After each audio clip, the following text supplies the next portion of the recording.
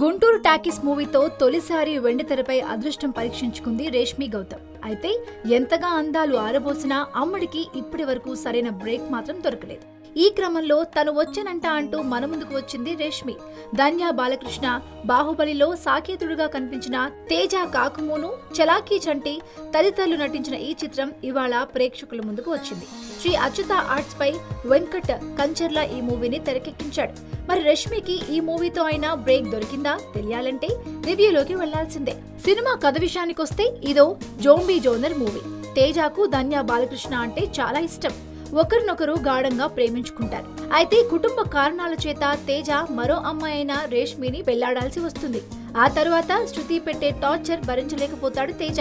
ఇటు భార్య హింస, అటు ఎంతగానో ప్రేమించిన అమ్మాయి లేకపోవడంతో తేజ తీవ్ర వేదన అనుభవిస్తాడు. ఈ క్రమంలో శృతిని ఎలాగైనా వదిలించుకోవాలని సిద్ధపడతాడు. ఆ ఆవేశంలో పెద్ద తప్పే చేస్తాడు. ఇంతకీ తేజ ఏం చేశాడు? తాను ప్రేమించిన అమ్మాయికి తేజ దగ్గరయ్యాడా అనే విషయాలు తెలుసుకోవాలంటే సినిమా చూడాల్సిందే. ఇక నటీనటుల పర్ఫార్మెన్స్ విషయానికొస్తే సినిమాలో తీసుకున్న పాయింట్ బాగానే ఉంది.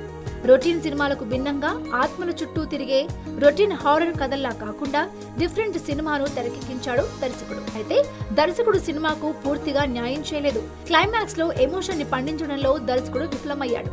కామెడీ సీన్లను మాత్రం బాగా రీల్ చేశాడు. చలాకీ చంటి కామెడీ సినిమాకి హైలైట్. ఇక తేజ, రష్మి, ధన్య బాలకృష్ణన్ తమ పాత్రల పరిధి మేరకు పర్వాలేదని అనిపించారు. గత చిత్రాల్లో మాదిరిగా ఇందులో రష్మి అందాలు ఆరబోయలేదు. ఆమె నుంచి అది ఆశించే సినిమాకు వెళ్తే నిరాశ తప్పదు. చంటి, తేజ పాత్రలు మినహా మిగతావేవి పెద్దగా బాగున్నట్టు అనిపించదు. సినిమాటోగ్రఫీ, ఎడిటింగ్ బాగుంటుంది. రవిచంద్ర అందించిన సంగీతం ఆకట్టుకోలేకపోయింది. శశి ప్రీతం నేపథ్య సంగీతం బాగుంటుంది. నిర్మాణ విలువలు రిచ్ గా బాగుంటాయి.